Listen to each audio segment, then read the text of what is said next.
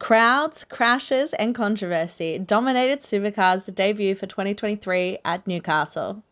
Brody Kostecki converted a provisional pole into pole for Saturday's race that saw a 1-2 victory for Red Bull Ampel Racing.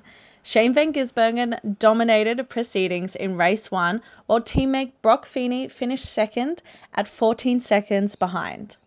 Celebrations were short-lived as a protest on the technical rules about refilling dry ice in the driver's side door. The teams were forced to sweat it out overnight with a guilty verdict delivered on Sunday morning. A revision of the standings declared Cameron Waters as race winner.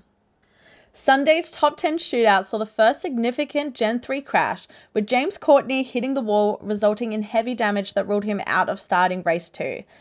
Groves Racing David Reynolds has pipped Walkinshaw and Andretti United's Chaz Mostert to pole position for race 2 at the thrifty Newcastle 500.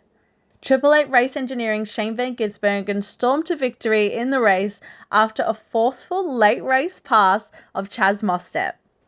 Steve Johnson has created Gulf Western Oil's Touring Car Masters history this weekend, winning 4 consecutive rounds as he took race 3 victory in Newcastle. Johnson also breaks the Touring Car Masters all-time podium record set by Australian motor racing legend Jim Richards with 32 podiums. Over to the dirt, where more history has been made in the openings rounds of the 2023 Polaris Motorsport Australia Off-Road Championships, as James Cook became the first side-by-side driver to claim an outright victory. In F1 news, Mercedes Trackside Engineering Director Andrew Shovlin has vowed the team is to deliver visible and radical changes to its W14 in the wake of its deflating season opening performance in Bahrain. But in terms of adapting an altogether different philosophy from the design that underwhelmed in the season opening race in Bahrain last weekend, Wolff has indicated Mercedes' eggs will have to be placed in one basket.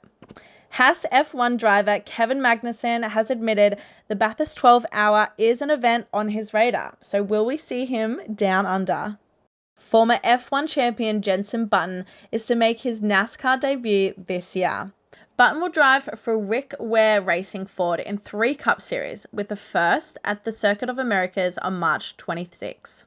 William Bryan has gone back-to-back, taking his second win of the year at Phoenix Raceway in the number 24 car. Looking into the week ahead, we have World Endurance Championships to bring 1,000 miles, WRC Mexico back on the calendar for the first time since 2020. Make sure you catch all the action streaming ad-free, live, and on demand on Stan Sport. Formula One heads to Saudi Arabia, and NASCAR head to Atlanta Motor Speedway for the Am Better Health 400. That's all the action for this week. We'll see you next Monday.